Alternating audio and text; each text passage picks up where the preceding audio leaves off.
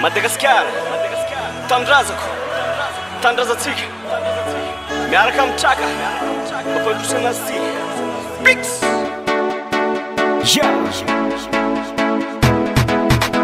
Pix Malagasy anao, Malagasy izao, iray isika ane, miara-miainy firaitane, miara-miainy eto fontsika namiratsy naniora, miara-paly eto fontsika de mitaisa tsisy matory, avelao amin'ny atsaina fa ireto anjatiny io, de mitsangana faza malaina ka izao tadio. Andao ietsiketsika anapontana mietsiketsike, alô ifetipetika mandeha ana miretirety.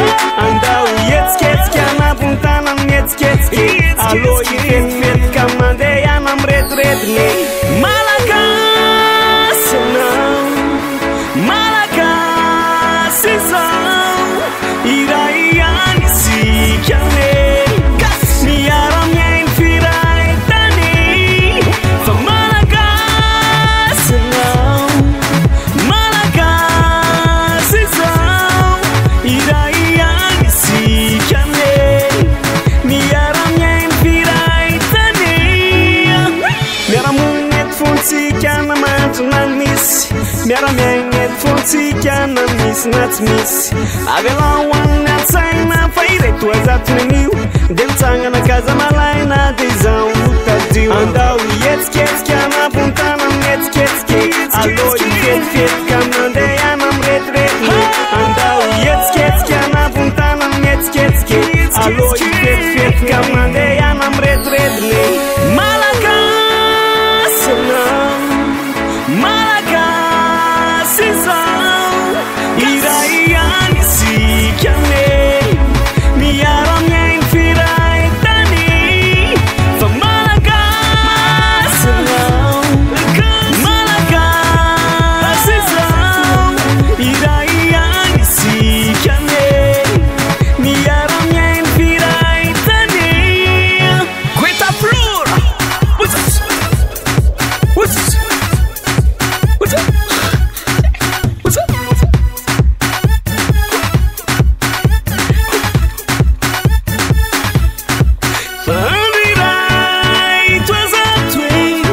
mitsangana faza miandre, fandro iray toazatoe, mitsangana faza miandre. Malagasy anao, Malagasy izao, iray any isika ane, miara-miainy firaitany, fa Malagasy anao, Malagasy izao, iray any isika ane, miara-miainy firaitany. Bienvenue to Goeta Flora, miaraka amin'ny Pix.